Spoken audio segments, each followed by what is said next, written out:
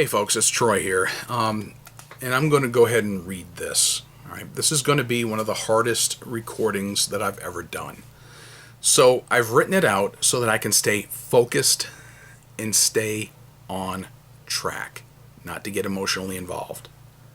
I've told a few individuals about this, but I've never gone fully public with what I'm about to share. Here in the town of Selma, in years past, we've had certain individuals that use the tactics of character assassination and personal destruction in order to attain their political goals, even right here at the local level. I observed these tactics in play back when I used to work in this town at our local radio station.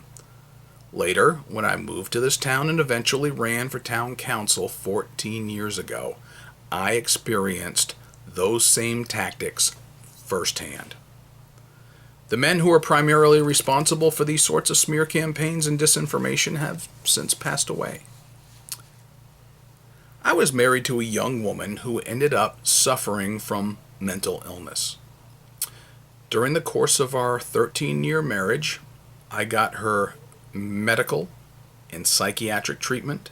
I got her any medication and counseling treatment that she required. She had a hard time controlling her emotions, her moods, and her reactions to certain situations. She sought solace to her mental anguish through communications with well-meaning strangers on the internet. That led to inappropriate online romances on several occasions. When getting caught at these emotional affairs, she had a hard time dealing with her shame and threatened suicide. This was back in 2005. 2 years later, she was caught a fourth time. But in this case, she'd actually been having a physical relationship with the individual.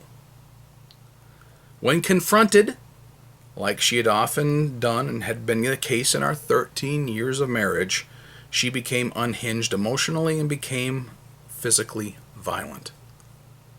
This was something with which I had contended for years.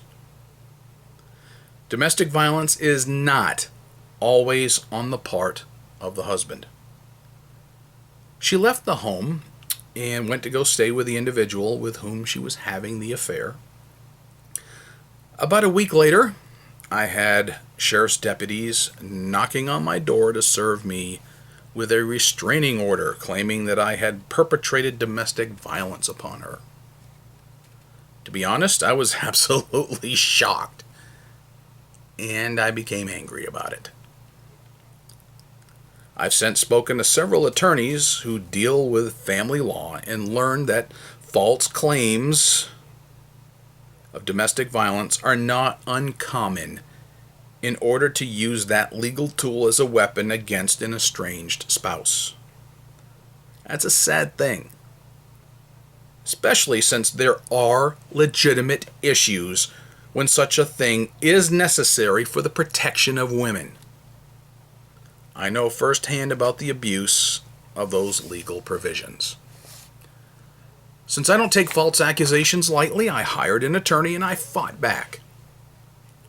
I have in my hand right here, in this folder, a copy of the court order from the judge who fortunately saw right through the false claim and dismissed the case. His exact words when handing down the decision in the courtroom were, quote, "I find no merit," end quote, in the claim. It's a matter of public record. And now I'm making it public. Because I know that there may be some who've never heard the truth but only heard a vicious, false rumor spread by those who chose to view me as a political adversary to slay and had no interest in truth. These rumors made their way back to me after the election back in 2007, and I heard from 6 different directions about them that I was a wife beater.